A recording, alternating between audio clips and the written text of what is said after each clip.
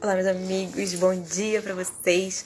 Estamos de volta com a leitura do livro Céu e Inferno, um livro escrito por Allan Kardec e pelos Espíritos e traduzido por Manuel Quintal. Bom, nós estamos nessa parte em que os espíritos que não são nem felizes nem infelizes vêm se comunicar, né? Porque é assim que foi dividida essa obra, para a gente poder compreender um pouco da realidade que eles estão enfrentando dentro dessa vibração, né, que eles criaram para eles mesmos depois de mortos e durante a vida também, principalmente durante a vida, né? E antes da gente começar a falar sobre mais essa parte do livro, a gente vai fazer uma oração, né? E essa oração é para aqueles que morreram recentemente com esse vírus, por causa desse vírus, coronavírus, né? Que a gente está enfrentando todos nós juntos. Então vamos orar? Deus Todo-Poderoso, que vossa misericórdia se estenda sobre a alma de... E aí a gente fala o nome dessas pessoas. Amanda Thalita da Silva, morreu aos 30 anos. Trabalhou em plantões em um hospital voltado ao tratamento de pacientes com coronavírus no interior do estado de Goiânia. Helenês Cândido, ex-governador de Goiás, morreu... Aqui ele não está dizendo a idade dele, tá? Ele morreu por causa do corona. Marcos Falcone foi internado segunda-feira, dia 15, ok? E também não diz a idade dele. Dom Davi Dias Pimentel, ele foi bispo emérito de São João da Boa Vista, morreu aos 79 anos. Fábio Cunha, um cantor e radialista, morreu aos 46 anos. Sheila Daiane Silveira Moreno, morreu aos 36 anos. Ângela Soares Gouveia de Lima morreu aos 39 anos. E vamos ficar por aqui por hoje na nossa lista. Bom Deus Todo-Poderoso, que vossa misericórdia se estenda sobre a alma dessas pessoas que acabais de chamar para vós. Possam ser contadas em seu favor as provas por que passaram na terra e as nossas preces abrandar e abreviar as penas que ainda tenham que sofrer como espírito. Vós, bons espíritos, que viestes receber essas criaturas, e vós, sobretudo, que sois os seus anjos guardiões, assisti-as, assisti-as, ajudando-as a se despojarem da matéria. Dai-lhes a luz necessária e consciência de si mesmas, a fim de se livrarem da perturbação que acompanha a passagem da vida corporal para a vida espiritual. Inspirai-lhes o arrependimento de suas faltas e o desejo de repará-las, para apressar o seu progresso rumo à eterna bem-aventurança. E a vós, aí a gente repete o nome das pessoas, tá?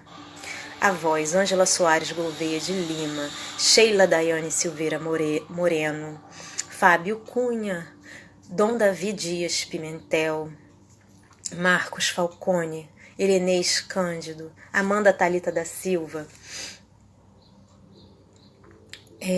a vós,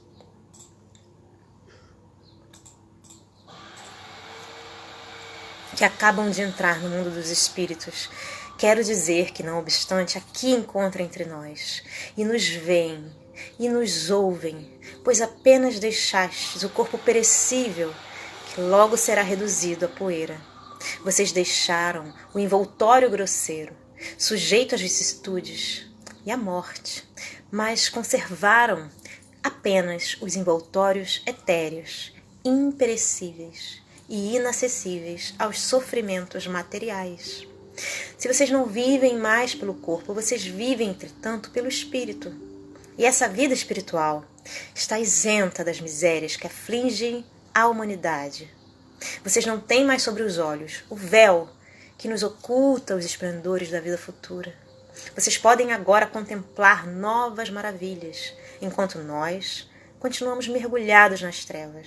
Vocês vão percorrer o espaço e visitar os mundos em plena libertação, enquanto nós rastejamos penosamente na terra, presos aos nossos corpos materiais, semelhantes a um pesado fardo. Os horizontes do infinito se desvendarão diante de vós, e ao ver tanta grandeza, vocês compreenderão a vaidade das ambições terrenas, das nossas aspirações mundanas e das alegrias fúteis a que os homens se entregam. A morte, para os homens, é apenas uma separação momentânea no plano material, do exílio do exílio em que ainda nos mantém a vontade de Deus, os deveres que ainda temos de cumprir neste mundo.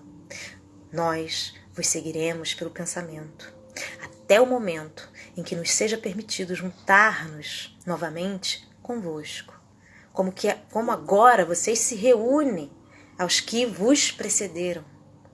Não podemos ir ao vosso encalço, mas pode vir até nós. Vem, pois, atender os que vos amam e que também vocês amaram. Ampara-os nas provas da vida. Vela pelos que vos são caros. Protege-os segundo as vossas possibilidades. Suaviza-lhes as amarguras da saudade, sugerindo-lhes o pensamento de que vocês estão agora mais felizes e a consoladora certeza de que um dia vocês estarão todos reunidos num mundo melhor.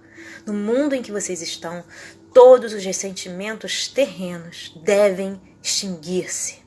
Que vocês possam, para a vossa felicidade futura, permanecer agora inacessíveis a eles. Perdoem, pois, a todos os que possam ter cometido faltas para convosco, como aqueles para os quais vocês erraram também vos perdoam. Obrigada. Bom, gente, então a gente está de volta com a nossa leitura, né? Nós estamos na parte em que chega o espírito do Senhor Cardon, que é o de um médico, né? E o livro fala o seguinte: o Senhor Cardon passara uma parte da sua vida na marinha mercante, como médico de navio baleeiro, adquirindo em tal ambiente ideias um tanto materialistas. Pois é, recolhido à cidade de Jota, aí eles não falam o nome da cidade, tá? Exerceu aí a modesta profissão de médico da roça. Havia algum tempo adquirira a certeza de estar afetado de uma hipertrofia do coração. E sabendo a moléstia incurável, deixava-se abater pela perspectiva da morte, num estado de melancolia inconsolável. Quer dizer que se ele era materialista, né, ele já não estava mais acreditando em Deus e por essa razão não conseguia se consolar, né, porque chegava perto do momento em que ele morreria. E aí predisse o dia certo do falecimento com antecipação de cerca de 2 meses, e chegado o momento, ele reuniu a família para dizer-lhe o último adeus. Estando abeirados do seu leito, a esposa, a mãe, os 3 filhos e outros parentes, quando a primeira, que era a mãe, né? Quando a primeira, que era a esposa, desculpem, quando a primeira tentava erguê-lo, ele prostrou-se, tornando-se de um rosto livre, de um roxo, né, a cor roxa. Ele se tornou roxo, lívido roxo, e fechando os olhos, pelo que foi julgado morto. A esposa colocou-se então de permeio para ocultar aos filhos esse espetáculo. Minutos depois, o doente reabriu os olhos. Sua fisionomia, por assim dizer, iluminada, tomou radiante expressão de beatitude, e ele exclamou: ó meus filhos, belo, sublime, ó a morte, que benefício, que coisa suave! Morto, senti minha alma elevar-se bem alta, porém Deus me permitiu voltar-se para dizer-vos: não lamenteis a minha morte, que é a libertação. Que eu não posso descrever-vos a magnificência de tudo quanto vi, as impressões que experimentei, mas não poderíeis compreendê-las. Ó meus filhos, comportai-vos sempre de modo a merecer esta inefável felicidade reservada aos homens de bem. Vivei conforme os preceitos da caridade. Do que tiverdes, dai uma parte aos necessitados. Minha querida mulher, deixo-te numa posição pouco lisonjeira. Temos dívidas a receber, mas eu te conjuro a não atormentares os nossos devedores. Se estiverem em apuros, espera que possam pagar. E aos que não puderem fazer, perdoa-lhes. Deus te recompensará. Tu, meu filho, trabalha para manteres a tua mãe. Sê honesto sempre e guarda-te de fazer algo que possa manchar a nossa família. Toma esta cruz, herança de minha mãe. Não a deixes nunca, e Oxalá te recorde ela sempre os meus derradeiros conselhos. Meus filhos, ajudai-vos, apoiai-vos mutuamente, para que a boa harmonia reine entre vós. Não sejais vaidosos nem orgulhosos. Perdoai aos vossos inimigos, se quiserdes que Deus vos perdoe. Depois, fazendo-os chegar a si, tomou-lhes as mãos, acrescentando: Filhos, eu vos abençoo. E seus olhos cerraram-se, desta vez para sempre. Seu rosto, porém, conservou uma expressão tão imponente que, até o momento de ser amortalhado, numerosa turba veio contemplá-lo, tomada de admiração. Tendo-nos um amigo da família fornecido estes pormenores assaz interessantes, lembramo-nos que a evocação podia tornar-se instrutiva a todos nós e útil ao próprio espírito. E aí vem a evocação. E a resposta: estou perto de vós. Estou perto de vós. E aí falam, né, os senhores que evocaram o espírito do doutor. Relataram-nos as circunstâncias em que se deu a vossa passagem e ficamos cheios de admiração. Quereis ter a bondade de nos descrever ainda mais minuciosamente o que vistes no intervalo do que poderíamos denominar as vossas duas mortes? E ele fala o seguinte, o espírito: o que vi, e poderias compreendê-lo? Não sei, visto como não encontraria expressões apropriadas à compreensão do que pude ver durante os instantes em que me foi possível deixar o envoltório mortal. E aí vem a pergunta para o espírito: e sabeis em que lugar estivestes? Seria longe da Terra, em outro planeta ou no espaço? E ele responde: o espírito não mede distâncias, nem lhes conhece o valor como a nós acontece. Arrebatado por não sei que agente maravilhoso, eu vi os esplendores de um céu, desses que só em sonho podemos imaginar. Esse percurso através do infinito fazia-se com celeridade tal que eu não pude precisar os instantes nele empregados pelo meu espírito. E aí vem uma pergunta: e fruís atualmente a felicidade que entrevistes? Resposta: não. Bem desejaria poder fruí-la, mas Deus não deveria recompensar-me de tal maneira. Revoltei-me muitas vezes contra os pensamentos abençoados que o coração me ditava, e a morte parecia-me uma injustiça.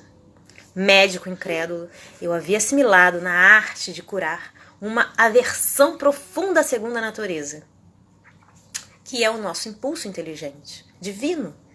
Para mim, a imortalidade da alma não passava de ficção própria para seduzir as naturezas pouco instruídas. Embora o nada me espantasse, maldizendo o misterioso agente que atua perenemente. A filosofia desviara-me, sem que eu desse por isto, da compreensão da grandeza do eterno, que sabe distribuir a dor e a alegria para ensino da humanidade. E pergunta a ele uma nova pergunta: logo após o definitivo desprendimento, reconhecestes o vosso estado? Resposta: Não. Eu só me reconheci durante a transição que o meu espírito experimentou para percorrer a etérea região. Isto, porém, não ocorreu imediatamente, sendo-me precisos alguns dias para o meu despertar. Deus concedera-me uma graça, em razão do que vos vou explicar. A minha primitiva descrença não mais existia. Tornara-me crente antes da morte. Depois de haver cientificamente sondado a matéria grave que me atormentava, de não haver encontrado ao fim das razões terrestres, senão a razão divina que me inspirou e consolou, dando-me coragem mais forte que a dor. Assim bendizia o que amaldiçoara.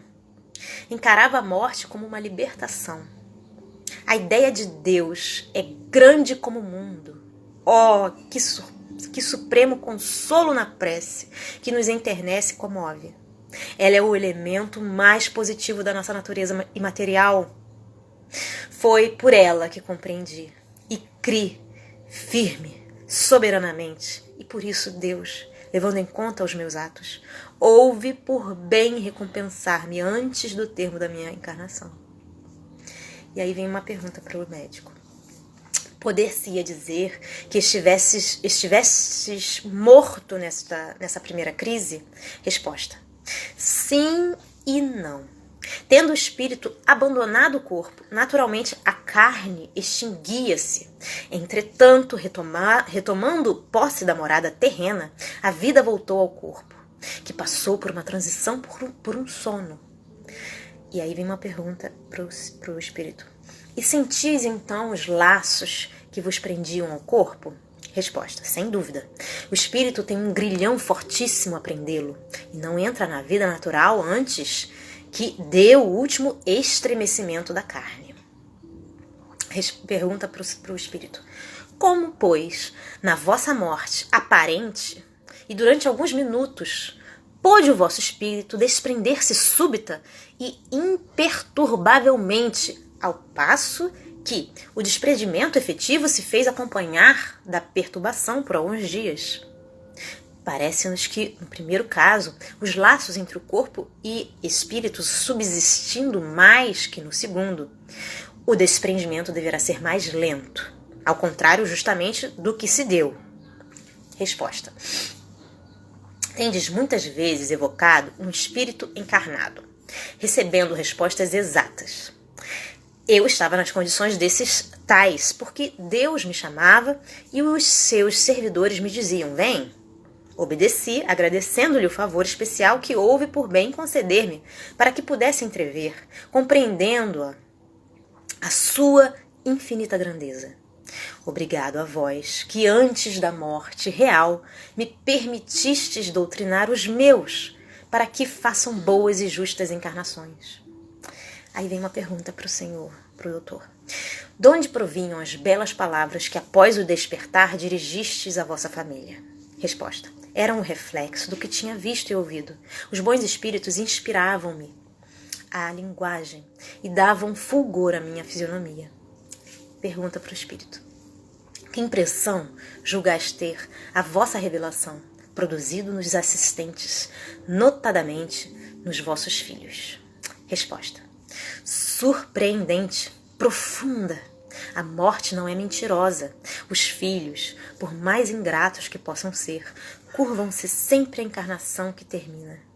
Se pudéssemos penetrar o coração dos filhos, junto de um túmulo entreaberto, vê-lo-íamos apenas palpitar de sentimentos verdadeiros, sinceros, tocados pela mão secreta dos espíritos, que dizem, em todos os pensamentos: tremei se duvidais.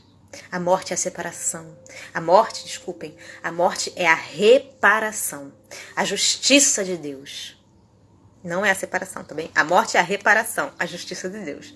E eu vos asseguro, em que pese aos incrédulos, que minha família e os amigos creram nas palavras por mim pronunciadas antes da morte. Eu era, ademais, intérprete de um outro mundo. Pergunta ao espírito: dizendo não gozardes da felicidade entrevista, pode inferir-se que sejais infeliz? Resposta: não, uma vez que me tornei crente antes da morte, e isto de coração e consciência. A dor acabrunha nesse mundo, mas fortalece sob o ponto de vista do futuro espiritual. Notai que Deus teve em conta as minhas preces e a crença nele depositada em absoluto. Eu estou firme no caminho da perfeição e chegarei ao fim que me foi permitido lobrigar. Orai, meus amigos, por este mundo invisível que preside aos vossos destinos. Esta permuta fraternal é de caridade, é a alavanca que põe em comunhão os espíritos de todos os mundos. Aí vem uma pergunta para o espírito. Acaso quereríeis dirigir algumas palavras à vossa mulher e filhos? Resposta. Peço a todos os meus que acreditem no Deus poderoso, justo, imutável, na prece que consola e alivia, na caridade, que é a mais pura prática da encarnação humana. Peço-lhes que se lembrem que do pouco também se pode dar, mas o óbolo do pobre é o mais meritório aos olhos de Deus. Desse Deus que sabe que muito dá um pobre, mesmo que dê pouco. O rico precisa dar muito e repetidamente para merecer outro tanto. O futuro é a caridade, a benevolência em todos os atos. É considerar que todos os espíritos são irmãos, sem se preocupar jamais com as 1000 pueris vaidades da terra. Tereis rudes provações, querida amada família. Aceitai-as, porém, corajosamente, lembrando-vos de que Deus as vê. Repeti a miúde esta prece. Deus de amor e bondade, que tudo faculta sempre. Dá-nos força superior a todas as vicissitudes. Torna-nos bons, humildes e caridosos, pequenos pela fortuna e grandes de coração. Permite seja espírita o nosso espírito na terra, a fim de melhor te compreendermos e te amarmos. Seja teu nome emblema de felicidade, ó meu Deus, o Consolador de todos os oprimidos, de todos os que necessitam de amar, perdoar e crer. Esse foi o espírito do Senhor Cardon. Bom, gente, ficamos por aqui por hoje na nossa leitura. Espero que vocês estejam gostando dessa leitura tanto quanto eu. Um grande beijo a todos, Deus abençoe e até a próxima. Tchau, tchau.